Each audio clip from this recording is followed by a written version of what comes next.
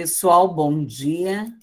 Então, eu estava olhando aqui o calendário. Hoje é dia 10. Nós vamos ter mais uma aula, tá? E depois é a revisão, dia 24 de novembro. Depois já começam as provas, dia 1º.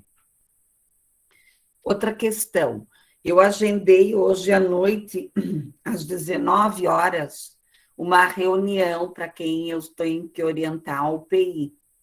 Então, se alguém tiver alguma dúvida, alguma coisa, participe, é nesse mesmo link. Ok? Alguma dúvida, alguma questão? Não, prof. Tá tudo certo? Então, hoje eu vou falar um pouco sobre as dificuldades de aprendizagem e um pouco sobre a criança e a adolescência. Como vocês já tiveram essa disciplina comigo, muitas coisas já foram vistas até. Então, eu vou fazer aqui um breve comentário, né, sobre a questão da saúde dessas crianças e desses adolescentes na escola, que esse é um outro papel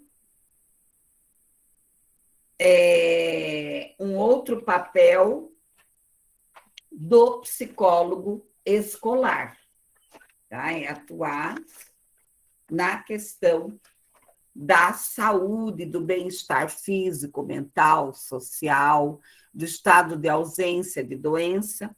Então, o psicólogo, ele pode desenvolver projetos, tá? Ele pode estar desenvolvendo projetos juntamente com a unidade de saúde. Deixa eu ver se eu liguei aqui o computador, gente. Juntamente com a comunidade, com o pessoal da área da saúde, com o pessoal da área pedagógica, com as famílias, criar projetos aqui de conscientização. Então, qual é o conceito de saúde mental de crianças e adolescentes? É que elas tenham um desenvolvimento cognitivo, social, emocional, adequado para aquela faixa etária de desafios do desenvolvimento e interação. Existe nas escolas um trabalho que os professores de educação física, eles fazem. Então, eles fazem lá a biometria do estudante.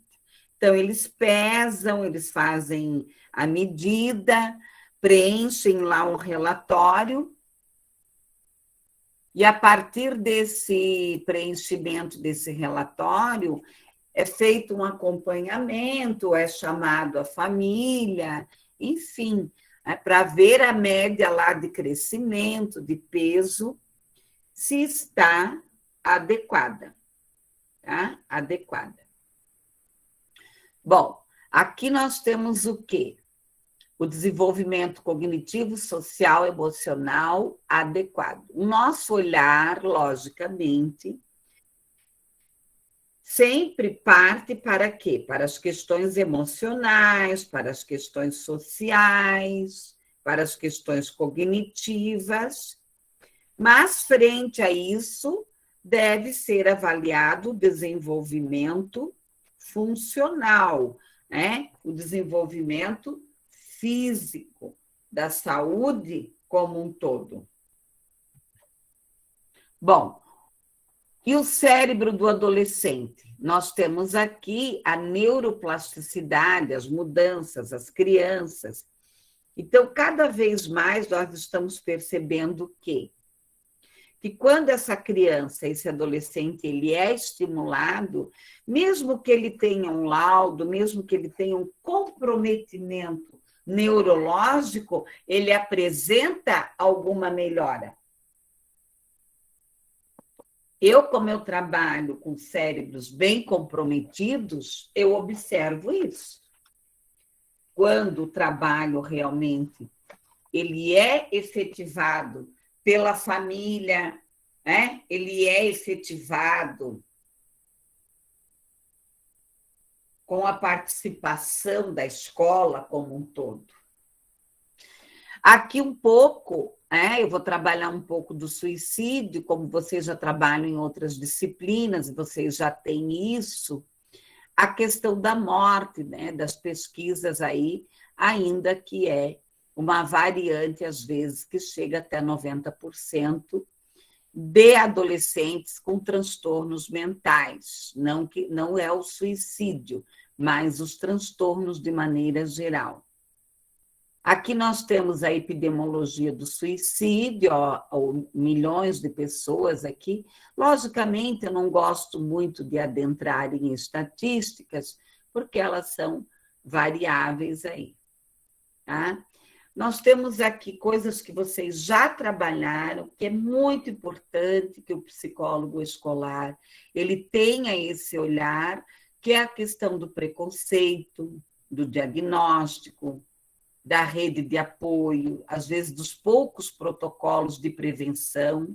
Você vê, às vezes, muito mais se levantando já o problema existente. Então, nós vamos adentrar aonde? Na prevenção secundária ou terciária.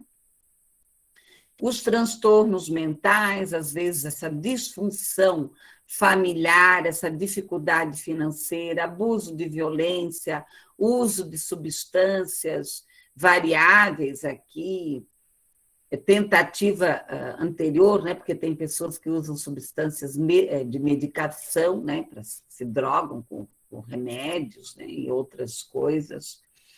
Aqui as diferenças de idade, de gênero, de regiões, de países, de religião, de tendências seculares. E os adolescentes, aqui adultos, que apresentam o grupo com maior risco de suicídio. Por quê? Porque por várias questões sociais, mas também por quê? Porque eles estão construindo a sua psique. Existem muitas dúvidas em relação à vida, o que eu vou ser, o que eu quero. Aqui as mortes letais, arma, enforcamento, tentativas de suicídio maior em meninas, suicídio em regiões, taxas de suicídios variam amplamente entre países, então tudo depende. Não, tem países que só economicamente são excelentes, mas tem um número de suicídio. A questão socioeconômica, mudança cultural, geografia, uso de álcool, drogas, etnias, crenças, muita ociosidade. Você vê, às vezes, que o adolescente chega final de semana, ele não tem o que fazer. Cidades que não oferecem nada para ele, os agnósticos, né, que mostram as taxas de suicídios muçulmanos têm o menor, enquanto os cristãos e budistas e os hindus estão no meio aí, né, um pouco maior. Há algumas questões aqui, inclusive de mudanças sociais, econômicas rápidas, desempregos, redes sociais. Então, toda essa crise aí que está assolando, né, a nossa sociedade. De 10 a 20 vezes mais do que os suicídios concluídos. Então, tentativas, né? Nós temos muito mais tentativas. 3% dos adolescentes no Ocidente são suicídios graves. E ficar atento, né, na escola. Por que eu estou trazendo essa discussão? Porque é necessário ficarmos atentos na escola. Tem tem uma instituição aí superior aqui em Curitiba que 7 acadêmicos se suicidaram agora nesse segundo semestre.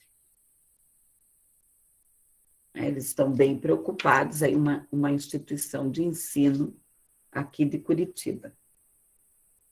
Então, é necessário esse olhar, né? Nós tivemos agora, recentemente, um caso aqui no Paraná, se eu não me engano, eu não lembro qual é o estado, um menino de 13 anos se suicidou. Então, já assusta, que é uma idade que raramente, né? São casos raros, mas tivemos aí. Risco de uma tentativa adicional de 20 vezes maior. A prevenção, o manejo que vocês estão vendo em outras disciplinas, outros professores têm trazido essa discussão para vocês. Tá? Identificar aqui a declaração, a vontade de sumir, as mudanças. Então, observar esses estudantes, né? Qualquer coisa que o professor, ou quem atende, quem recebe esse estudante, nota, né? A esperança do sofrimento, os meios de medidas. Né? Eu ouvi o depoimento desse pai, aí, desse menino de 13 anos, né? Então, é bem complicado, né? Agora o pai se desesperou. Corda, altura domiciliar, avaliação de psiquiatra, de equipe, acompanhamento, como vocês já viram em palestras aí que nós trouxemos, né, que a psiquiatra deixou bem claro, a doutora Maria Cristina. Acho que a doutora Maria Cristina, não vou lembrar o nome da psiquiatra, né, que deu uma palestra aí para o curso de vocês. Não pode deixar sozinho, em hipótese alguma. Né? Não pode. A questão aqui de comportamento, de agressão, de intenção, de atos. Porque eu tenho aquele que dá sinais e aquele que é silencioso. Autolesão, como nós já estudamos, a automutilação, as lesões cutâneas, ferida, né, mordidas, objetos afiados, né, ou se intoxica, né? Recentemente, aí uma colega minha me ligou, né, a filha se intoxicou de remédio. O manejo da automutilação, que nós já estudamos, encaminhar para o psiquiatra, não adianta, às vezes, só encaminhar para o psicólogo, porque às vezes precisa o uso de medicação urgente, trabalhar com a família, orientar esse adolescente, métodos de autoagressão, a intenção suicida, os sintomas depressivos, transtornos psiquiátricos, o contexto pessoal, social, estados afetivos, fatores de risco, fatores de proteção. Aqui a questão interpessoal, intrapessoal, atenção, ajuda, puni-los, distrair os pensamentos negativos, lesões, envolvimento. Tá? Lembrar sempre que é um sinal de quê? De sofrimento. Eu tenho que trabalhar, né? Os 10 sinais, aqui tem muito mais, né? Alteração comportamental, agressividade, irritabilidade, mudança no desempenho escolar, isolamento social, agitação psicomotora, né? Não para quieto, oposição, alteração de apetite, sonolência, desatenção. Observar as redes sociais, Facebook, YouTube, Twitter, Instagram, né? O que ele acessa.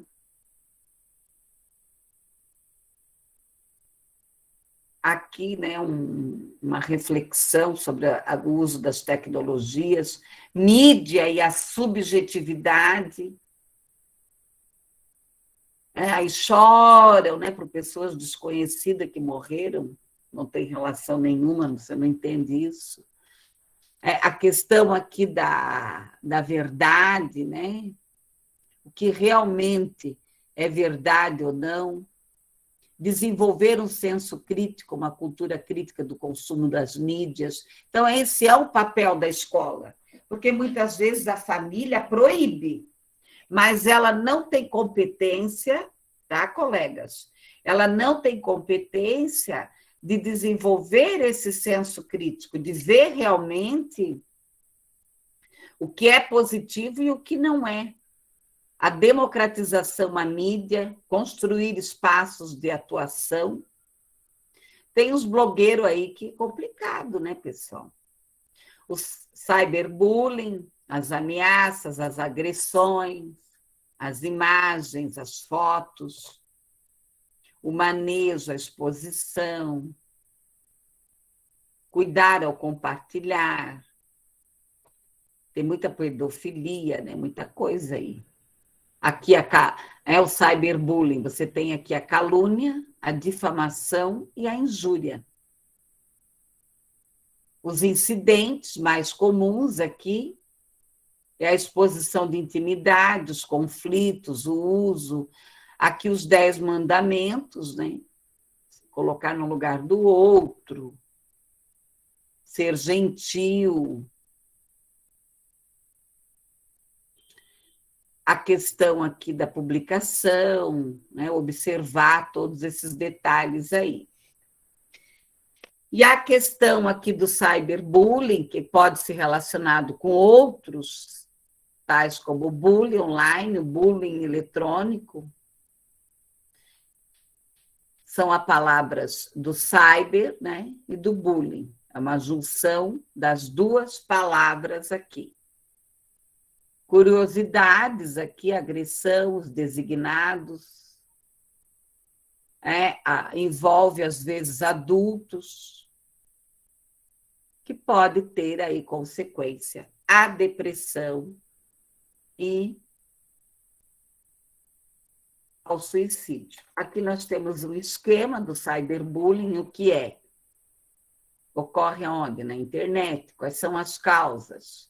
Diferentes como limitação, pessoa, consequências. Depressão, isolamento, baixa estima, desaparece. Como evitar? Observar, fazer pesquisas na escola, o que vocês estão acessando, fazer campanhas, porque o melhor de tudo não é proibir, é você fazer campanhas de outros sites, de outros jogos, sabe? Chamar a atenção deles para outras coisas. E começa, às vezes, com uma simples brincadeira, com uma palhaçada, como diz o povo por aí, e começa a ter ibope. E aqui eu deixei 2 livros de referência. Tá? Alguém tem dúvida? Como nós já tínhamos trabalhado esse assunto lá no desenvolvimento da adolescência, eu trouxe mais no intuito de quê? Que esse é um outro trabalho nosso como psicólogo escolar. Tá? Como psicólogo escolar. Alguém quer fazer algum comentário?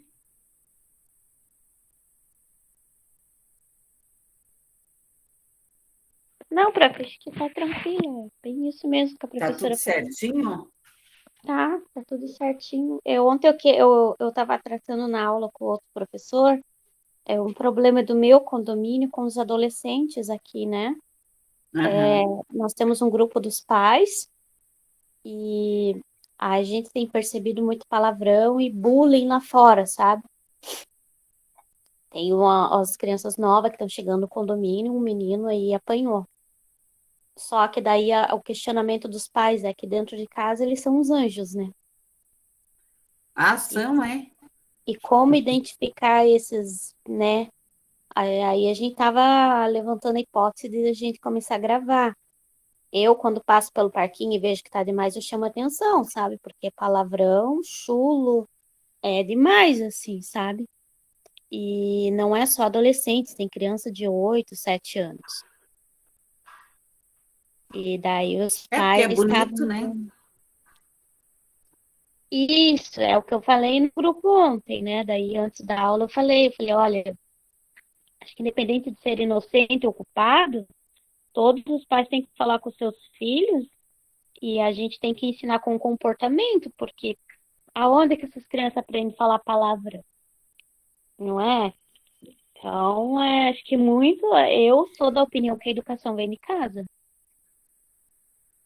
E daí eles estavam pedindo se a gente conhecia alguma psicopedagoga, porque eles não sabem o que fazer, realmente não sabem o que fazer. Não tem, não, porque daí a maioria dos pais trabalham também, daí não tem esse controle sobre esses adolescentes. E daí eu falei para o professor também que é uma questão até engraçada, né? Porque são crianças que estudam em escolas boas, têm uma boa condição financeira, né? Não é por falta de educação que eu digo assim, conhecimento, assim, sabe? A gente acaba não entendendo, Mas sabe? Acho que é falta de limite mesmo. Na minha opinião, né, professor? Para mim é falta de limite mesmo. assim, Andressa, eu fiz pedagogia em 85. Então, quando eu fiz pedagogia, no primeiro ano, os professores frisavam muito as diferenças culturais e econômicas.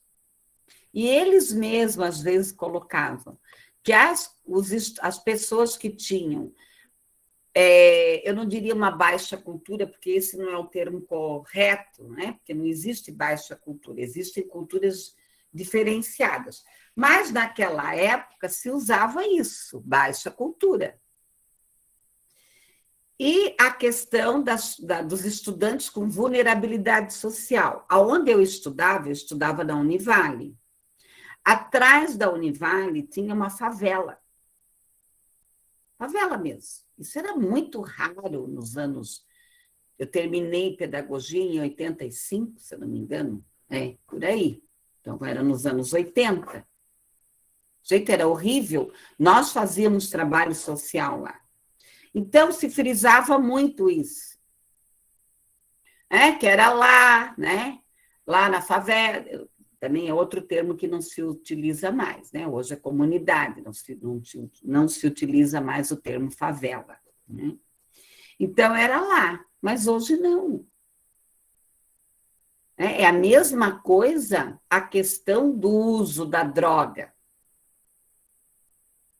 Eu ouvi há 10 anos atrás um sociólogo. Deixa eu só abrir um pouco a janela aqui, com licença.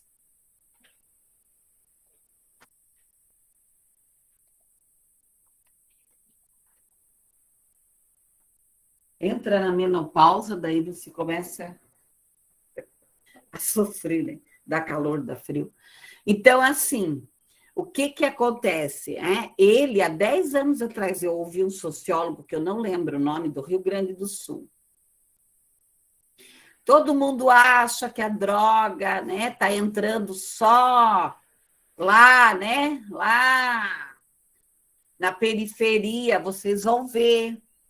A coisa está avançando, não tem mais limite para ela. E realmente não tem. Então, é a mesma coisa. É a mesma coisa. E eu digo mais uma coisa, Andressa, vou fazer um parênteses aqui. Outro dia eu estava falando com uma colega, ela disse: você já viu como os idosos estão mal educados? No mercado, em tudo que é lugar? Aí eu falei: eu nunca percebi isso. E eu comecei a perceber. Não estou falando que todos. Então, nós estamos vivendo já muito, não é por causa da pandemia. É o que eu digo, a pandemia, ela só veio dar um empurrão. Ela só veio dar um empurrão. Mas a questão que eu percebo, inclusive nos locais onde eu trabalho, que não existe mais hierarquia. Ontem aconteceu um fato comigo, onde eu trabalho, com a menina que me ajuda, ela fez um comentário que, se eu fizesse esse tipo de comentário para uma das minhas chefes, eu ia para a rua. Fiquei olhando para ela, falei: não acredito. Eu vou fingir que eu não escutei. Então, Nós estamos vivendo uma inversão de valores perigosa. Eu gosto muito de ouvir o Mário Cortella, né, que ele é contemporâneo, ele é um filósofo, teólogo contemporâneo. Ele diz que nós estamos vivendo a era da limpeza, da faxina. E que a sociedade vai ter que encontrar um ponto de equilíbrio. Um ponto de equilíbrio. E realmente, Andressa, assim, ó, lógico, eu tento, né, ser moderna. Eu mesma, como professora, tive que mudar. Tem coisas que eu finjo que eu não vejo. Eu finjo que não escutei. Então, assim, ó, é complicado. Assim, eu penso que se as escolas, a sociedade, de maneira geral, as próprias empresas. Tem cidades no Brasil que tem 2.000 vagas, 3.000 vagas de emprego que não fecham. Que não fecham. Porque ninguém quer se submeter a nada.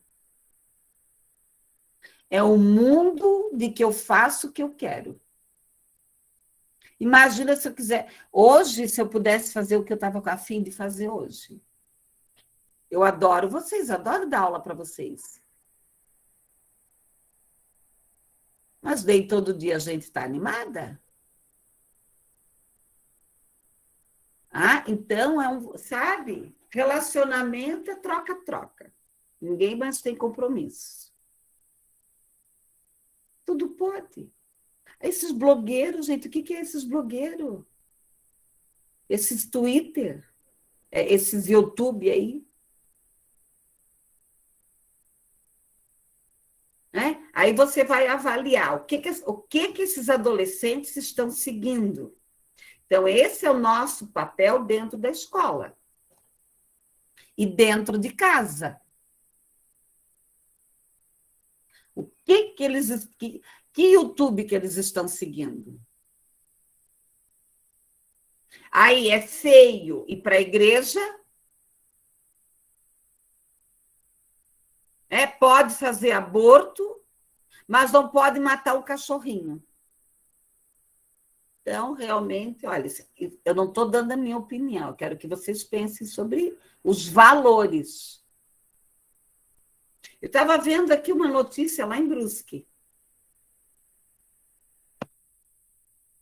Em Itajaí, o cara atirou na mulher, na frente do filho, daí o depoimento dele. Eu perdi a cabeça. Matou a mãe do piá, na frente do piá. Eu perdi a cabeça. Está lá, mas já vai ser solto. E esse menino? Então, tem muita coisa aí. Eu não estou dizendo o que é certo, o que é errado, né? Mas nós temos que pensar sobre isso. Mas, professora, essa inversão de valores eu tenho já É, observado há muito tempo mesmo. Aí é, uma das mães passou pelo parquinho, chamou a atenção de uma criança. é. Aí ela falou que ela ficou chocada que o menininho começou a chamar ela de vaca, puta, sabe? E ela falou, meu Deus do céu. Tipo, daí alguns pais falaram, ó, eu tenho até medo de soltar meu filho brincar lá fora. Quem E sou daí eles eu, estão né, cobrando gente? Eu do não estou julgando síndico. ninguém aqui, mas nós temos que pensar. Sim, só que também o síndico não tem como controlar tudo, sabe, professora? Eu fico até com dó de quem é Né? síndico nesse momento. Mas E tá né, terrível mesmo. eu trabalho com todas as faixas etárias, eu trabalho desde criança até com idoso. É Então, verdade. tem muita coisa que eu tenho pensado, avaliado. Avaliado, porque o cara vai lá dar o tiro, eu perdi a cabeça. O que é isso? Não. A maior Bom, desculpa galera, para crime agora é transtorno, professora. daí ele é transtornado, né? Bom, É. vamos lá. Mas fica aí para vocês pensarem, né? Quem sou eu para dizer, para falar, né? Pré-julgar qualquer pessoa, qualquer atitude, até a atitude desse homem. Eu quero ouvir os depoimentos dele ainda, depois. Tá ok? Né? Isso é importante a gente acompanhar, né? Para avaliar, né? Bom, galera, vamos lá. Nós vamos adentrar na questão que isso assola as escolas. Eu não estou falando aqui de deficiente, tá? Mas sim dos problemas de aprendizagem. Nós temos os problemas de aprendizagem, que é um estudante que ele não dá conta de determinado conteúdo, e nós temos os transtornos de aprendizagem. Então, o que é aprendizagem? Vocês estudaram lá com a professora Ana. Então, é armazenar, é estruturar, né? A melhoria da compreensão. Nós temos aí o que envolve essa aprendizagem, que são os processos sensoriais, neurológicos, psicomotores, psicológicos, sociais, mentais, os processos cerebrais aqui, o lóbulo frontal, o polo frontal, o cérebro, o lóbulo temporal. Então, cada área do cérebro ali tem a sua função. Logicamente, se ela perde aqui uma área, com a plasticidade neurológica, outra área do cérebro pode estar assumindo esta função. Prontidão é o grau de quê? De desenvolvimento mental, aonde esse estudante, esse adolescente, ele já tem uma maturação intelectual, social, emocional, física, um desejo de quê? De aprender. Aqui nós temos o quê? No sistema nervoso central, através das funções do sistema nervoso periférico, essa pessoa vai armazenar, integrar, formular e regular.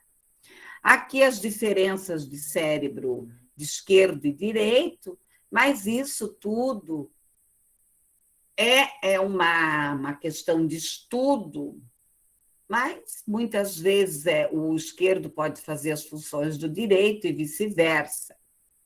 Então, lá no hemisfério esquerdo, eu tenho o quê? A escrita, a leitura, a linguagem, as instruções, a associação auditiva.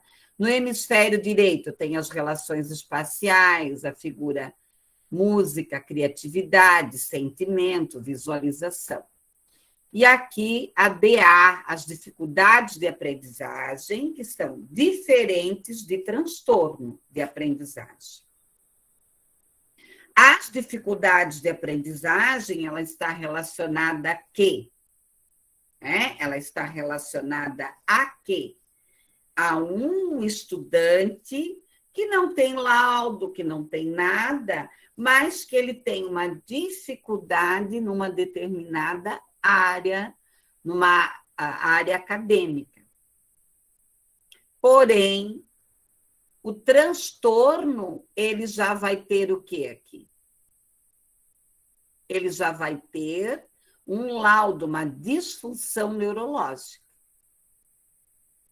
E aí nós temos que, como psicólogo, também fazer esse acompanhamento dentro da escola, juntamente com a equipe pedagógica, criar estratégias, acompanhar, verificar se esse estudante está tendo um acompanhamento fora da escola. Aqui, ó, ele pode estar indo muito bem na escola, mas sofrer algum súbito, alguma doença, alguma morte, alguma mudança de escola, de professor. Então, os transtornos de aprendizagem, a questão cronológica, ele está abaixo do rendimento escolar, da habilidade, da leitura, da matemática. E aqui nós temos um dos transtornos, que é a dislexia. que é muito comum nós encontrarmos pessoas com dislexia, que é um distúrbio da leitura, da linguagem, uma dificuldade, tá? Que está lá, né, no cérebro, lá uma disfunção. Eu falo que as letrinhas dançam. Consiste aqui, às vezes, num rendimento baixo, numa compreensão. Eu já conheci muitos adultos descobrirem que eram dislexos na fase adulta. Há transtornos de leitura, distorções, omissões, lentidão, leitura alta.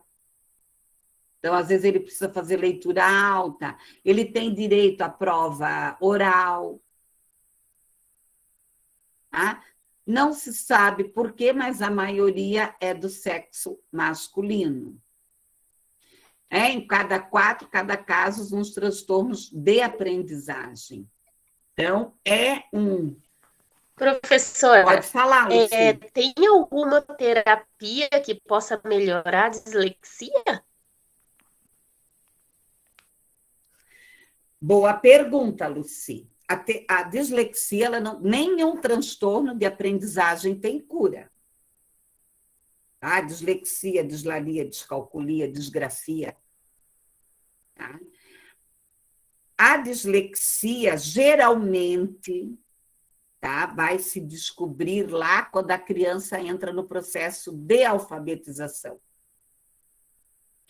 Porque, claro, lá na educação infantil, inclusive, se vocês lerem a BNCC, a nova BNCC, ela não é que ela é contra a alfabetização, mas esse não é o foco. O foco é trabalhar todas as áreas de desenvolvimento, né? Trabalhar todas as áreas de desenvolvimento global, sem forçar o processo de alfabetização. Então, eu sempre falo duas coisas: o deficiente intelectual e o dislexo são os mais sofridos. Por quê?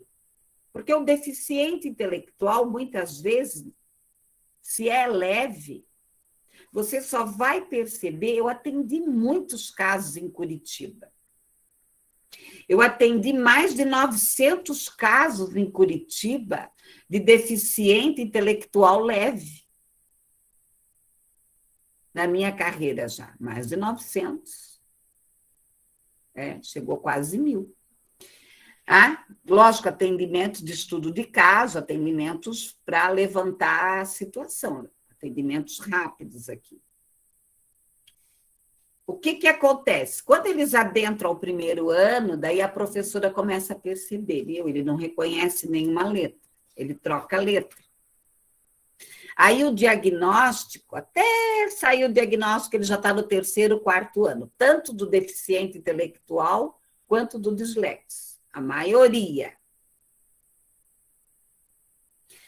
Então, tudo isso existe métodos de alfabetização mais, eu diria, apropriado para eles. Um deles é o método fônico, e o outro, Luci, se você quiser pesquisar, se chama pandislexia. A pandislexia é uma pesquisadora, não sei se ela está viva ainda, ela veio a Curitiba, a Prefeitura de Curitiba a contratou, ela veio pelo Brasil inteiro dar cursos. Quem responde pelo método pandislexia em Curitiba, eu acho que no Brasil, é a Maria Cristina Bamberg, é uma fono bem famosa aqui em Curitiba. Bem famosa. Ela tá uma senhorinha, eu fiz vários cursos com ela. Maria Cristina Bamberg. Eu não sei escrever o sobrenome dela. Então, é um método específico de alfabetização que foi criado para dislexo.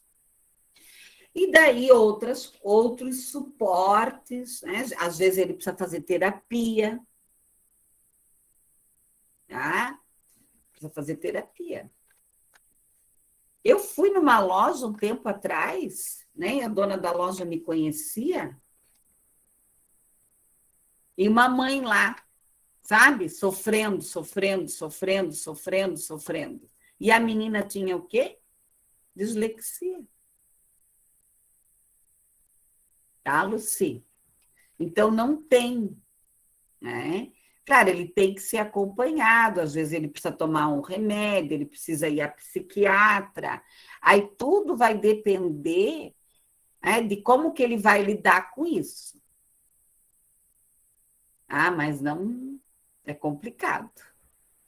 Tá? Pode persistir na idade adulta, então tudo vai depender de como vai ser trabalhado com ele na infância, na alfabetização, né? Se isso não vai ser traumático para ele, como que vai ser trabalhada essa questão. Por quê?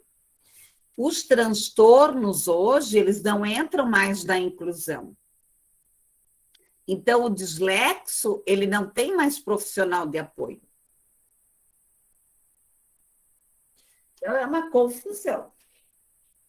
É ele com ele, de repente ele vai para uma sala de recursos, ele vai para um atendimento específico com uma psicopedagoga ou uma fono, que muitas vezes elas não têm experiência em dislexia. Então, sabe, Luci, é complexo. Tá? Bom, nós temos aí as disfunções matemáticas. A questão da cronológica, a inteligência, a escolaridade, faz confusão entre os conceitos numéricos, contar corretamente, as questões aqui das habilidades linguísticas, compreender, nomear operações, transpor. A questão de percentuais numéricos, aritméticos, objetos, conjuntos, a descalculia. Então, tem muita gente, porque eu não dou conta da matemática. Às vezes a pessoa tem descalculia, ela não sabe. Então, ela não sabe somar, observar sinais de operações. Os transtornos aqui, reconhecer símbolos, agrupar objetos. E aí, por que eu trouxe a descalculia também? Porque tem muitos estudantes que têm os dois. Tem a descalculia e a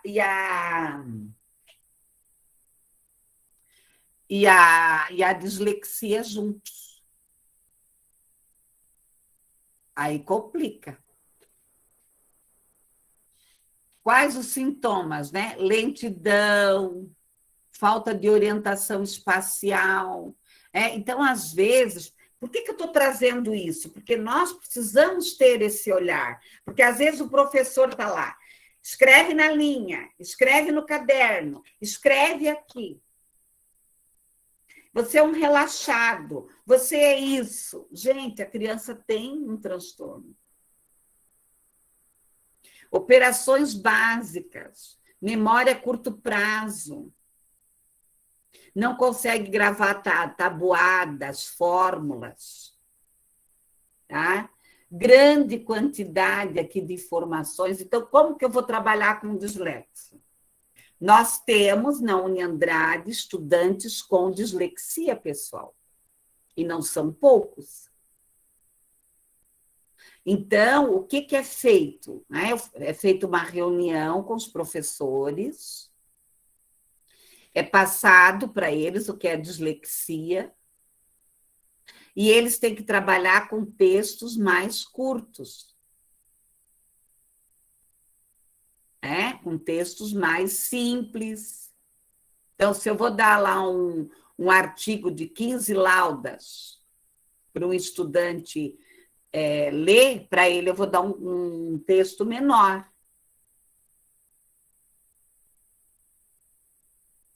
Passar o material com antecedência, porque ele também tem que ser chamado para o compromisso. Nós tivemos um caso de um estudante que ele, na Uniandrade, que ele tinha paralisia e tinha surdez, mas ele não estudou. Quer dizer, a instituição fez a parte dele, mas ele só queria fazer vídeo no YouTube. Aí ele não estudava. O negócio dele, se o professor pedisse para fazer vídeo, era a alegria dele. Então, tem tudo isso. Então, o que a escola deve fazer? Chamar essa família, conversar, o psicólogo escolar, passar o material antes, trabalhar do simples para o complexo. Tá? O processo de linguagem, de sequência. E aí, por que eu toquei no DI, no deficiente intelectual? Porque tem muito. Eu já peguei casos, pessoal, tá? Do estudante ter o diagnóstico de DI, ele não era, ele era dislexo. Como nós já pegamos casos com TEA, com diagnóstico de autismo, e não era. Eu vou ser bem sincera com vocês. Porque agora, de cada 100 estudantes, 2 é autista. O estudante não olhou para a professora, ele já é autista. Isso aí está um perigo, esse negócio aí. A questão aqui, matemáticas, a questão concreta, de compreender a matemática simbolicamente. Logicamente que nós sabemos que, muitas vezes, os pré-requisitos matemáticos, essa criança ela não teve. Nós estamos lá contando palitinho, tampinha, explorando os objetos, trabalhando a conservação, a classificação. E aí eu tenho que tirar o chapéu para o Piaget, porque Piaget entendeu, eu não sei onde é que esse homem tinha tanta capacidade de entender como que a matemática se constrói. A ordenação, a classificação, a seriação. E ele tem direito a fazer prova oral. Mentalmente. Ou fazer a prova juntamente com o profissional de apoio, fazer prova sozinho, ter mais tempo para fazer a prova, inclusive. Os estudantes que nós temos hoje na instituição, a única que precisa de mais tempo para fazer a prova é a nossa estudante que é cega. Então, ela precisa de mais tempo. Mas os demais não têm solicitado. Aqui, as variações, a falta de oportunidade, o ensino fraco, essa falta, esse olhar inclusivo dos professores, as questões culturais, a deficiência intelectual, os fatores graves. Passar a tarefa para casa, a visualização, o processo, cuidado com a questão do erro, porque não é um erro. O dislexo não é um erro que ele escreve, é uma dificuldade, é diferente. Igual eu estou apagando aqui algumas palavrinhas erradas. Eu escrevi errado. Dificuldades de aprendizagem. São obstáculos, barreiras, que é diferente de transtorno. Puxa, eu não vou com a cara daquele professor, eu não gosto desse conteúdo, eu acho que esse conteúdo não tem nada a ver, para que eu vou usar isso? Então, é diferente. Eu gosto muito do Ziraldo, quem quiser pesquise os livros do Ziraldo, inclusive o Ziraldo tem um livro sobre autismo, Então, aqui, o menino não tem o que passar de ano. que passa de ano é o tempo. O menino tem que ser avaliado, percebido, orientado, estimulado.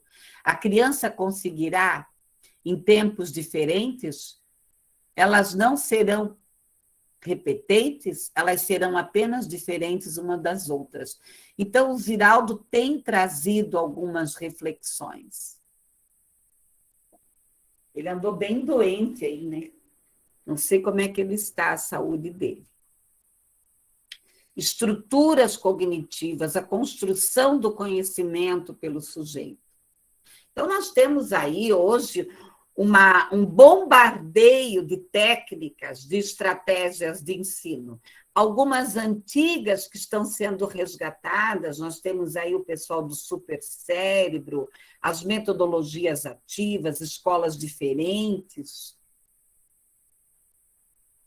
E assim, eu gosto muito da Nádia Bossa, não sei se alguém assistiu os vídeos, quando ela coloca de uma maneira tão clara que todas as crianças podem aprender.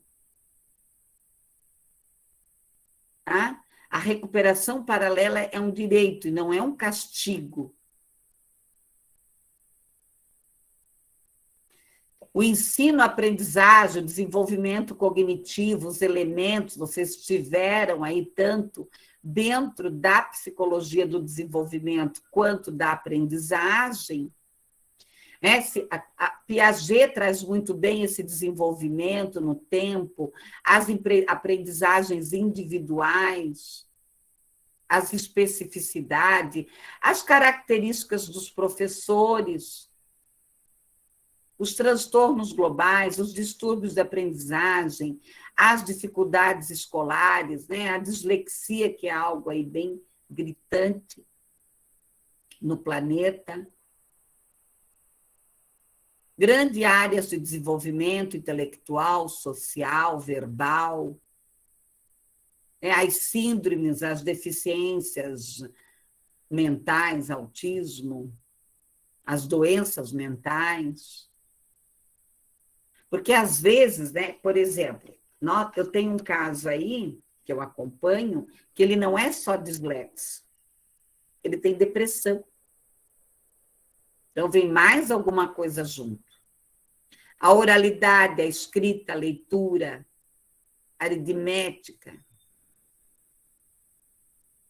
a inteligência. Então, uma coisa, né, colegas, que vocês sabem disso, vocês são estudantes há quantos anos? Quando o professor, quando a escola enfatiza só o erro, o professor olha para o teu trabalho e fala assim, pois é, legal o teu trabalho. E daí lasca a lenha, né? Gente, a tua autoestima, a tua autoimagem vai lá embaixo. Quem não aprende? Onde estão as causas? O que fazer? O que cabe à escola? Então, isso é um papel nosso, de fazer pesquisas, de fazer a investigação. E tem muita gente que só quer procurar laudo, laudo, laudo. Não quer criar estratégias diferenciadas. Qual é o perfil dessa criança, desses pais, as novas metas, os procedimentos pedagógicos? Muitas vezes, pouca flexibilização curricular nos métodos, aquela coisa tradicional que nós já discutimos, a produção de aprendizado. Tinha uns alunos aí do primeiro período de psicologia que eles estavam com muitas dificuldades no curso. Eles criaram um grupo de estudo. Sabe? Eles se encontram para estudar juntos. Ô, prof. Não é uma estratégia. A escola, você não precisa criar lá na escola classes de reforço, né? Só falta colocar lá na frente. Classe de atraso. Mas você pode sensibilizar esses estudantes. Vamos criar um grupo de estudo. Vamos nos aprofundar. A criança vivenciou o lúdico, ela tem ansiedade para se alfabetizar. Eu tenho um menino Dal que eu atendo, que o sonho dele, ele quer aprender a ler e escrever. E ele é muito esperto. E agora ele quer ir para a faculdade comigo. Ele é uma graça. A velocidade da aprendizagem. Eu já passei esse material, e daí? O estudante não entendeu. Então, há sempre algo para se aprender, para estudar, entender esse estudante, se colocar no lugar dele, o desempenho, evitar comparações, incentivar o aluno a fazer perguntas, compreender, valorizar, selecionar os elementos centrais do processo, não apressar. É igual o lanche. Querem que... tem que ter um tempo para comer, o estudante tem que mastigar em 10 minutos. Tem umas coisas que não bate, né?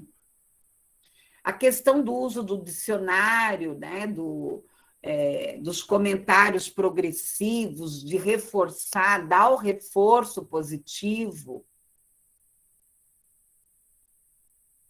O desempenho da classe, o limite, não humilhar, né? Trabalhar esquemas. Hoje nós temos aí os mapas mentais, os mapas conceituais. Para o dislexo é mais fácil do que texto propriamente dito. Tudo, qualquer tema, colegas, eu estava pesquisando outro dia um assunto, qualquer tema hoje você acha o mapa conceitual daquele assunto, para você entender o esqueleto, né? O passo a passo. Chame atenção para a relação letra e som. Então, uma das coisas que nós já temos percebido que o método fônico, que é o método através do som, ele é muito eficaz para os estudantes que têm ou dificuldades ou algum transtorno. Pois não, pode perguntar, meus amores, perguntem. Acho que é uma escrita, né? Às vezes eu peço para os colegas desenharem para mim, ou seja, me explicarem uma linguagem mais simples. Bem isso, Andressa, e daí? Que pecado é esse? Eu sou dislexa, né, professora? Então tem hora eu sei. que eu não entendo. Então eu pego um dos colegas para Cristo, né? Geralmente era o Tícia, ou Vinícius, ou sempre algum. Eu falo, pelo amor de Deus, me explica de uma forma que eu consigo entender. E daí eu consigo. Mas eu tive que superar a vergonha, porque antes eu me sentia burra, sabe? No começo da faculdade eu morria de vergonha. Vergonha do quê? Porque Outra coisa, né, Andressa? Você sabe que tem a SINAC e tem o setor pedagógico. Se você precisar, é só nos procurar. Não, professora, mas eu levo de boa, assim. Como eu falei, eu demoro muito mais tempo para ler um artigo. Eu tenho que... Demoro, eles leem 1 hora, eu leio em 2 dias, 3 dias, porque eu preciso realmente ler com calma e se eu ler muito rápido, dança a letra, e então eu não entendo. A minha dificuldade é o entendimento daquela leitura, então eu preciso estar bem calma, bem tranquila. Mas tem coisa assim que acontece na aula, algum assunto, às vezes daí eu troco com eles. Falo, me explica tal coisa de uma forma que eu consiga entender. Porque daí eu consigo entender. Isso é uma outra estratégia que está muito em ênfase na área educacional, que é o trabalho de pares. Que lá atrás já existia. Lembra as carteiras que sentava um de cada lado? Sentava os dois na mesma carteira? Quem é das antigas sabe. Então, eu fui para um país aí participar de um congresso, eu cheguei lá na universidade, era assim, aquelas carteiras. Sentava dois.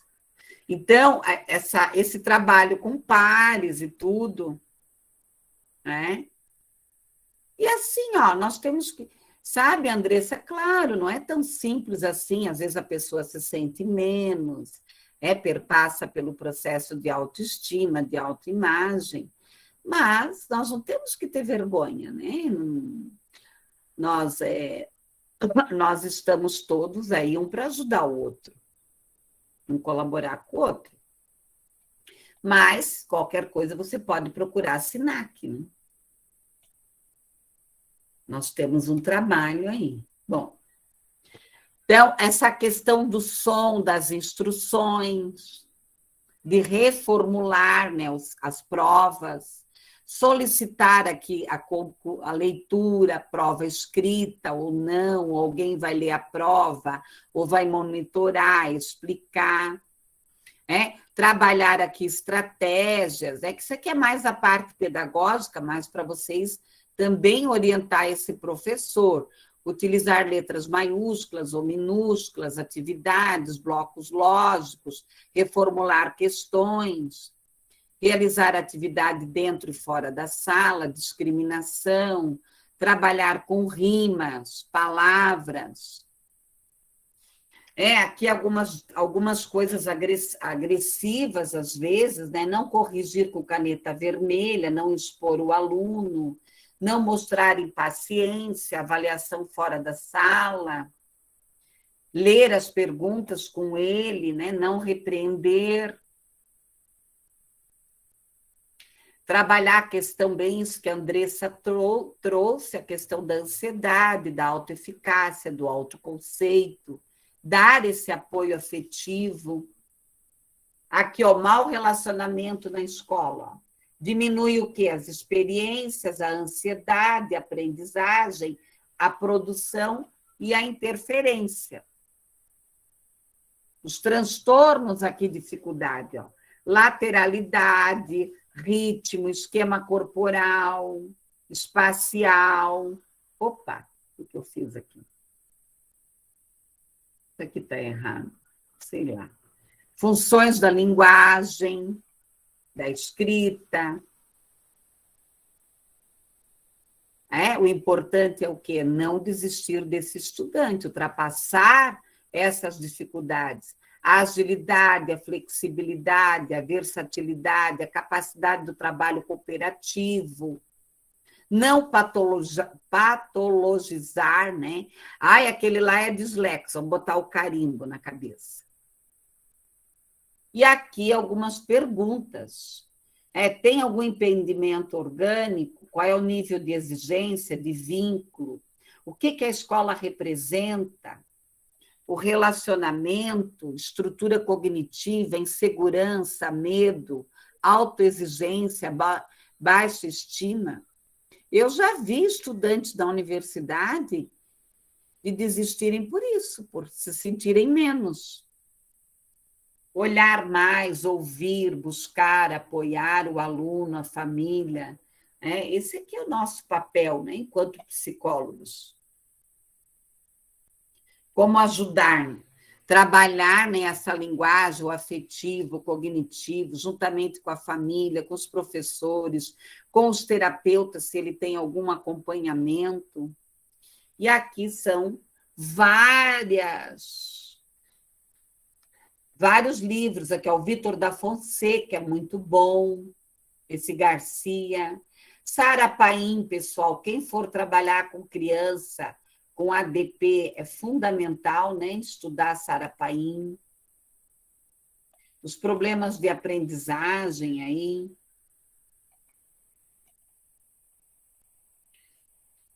Aqui tem a Sampaio, né? Tem vários aí. Pessoal, alguma pergunta, alguma questão? Alguma dúvida? Então, vocês estão percebendo que o trabalho do psicólogo escolar ele é muito amplo. Você tem que ter uma expertise, um conhecimento amplo porque é muita coisa dentro de uma escola. Você esbarra com muitos problemas. Ok, pessoal? Então, eu vou parar aqui, interromper. Então, hoje à noite eu marquei uma reunião, quem quiser participar, para discutir o PI, que está com alguma dúvida. Muito obrigada.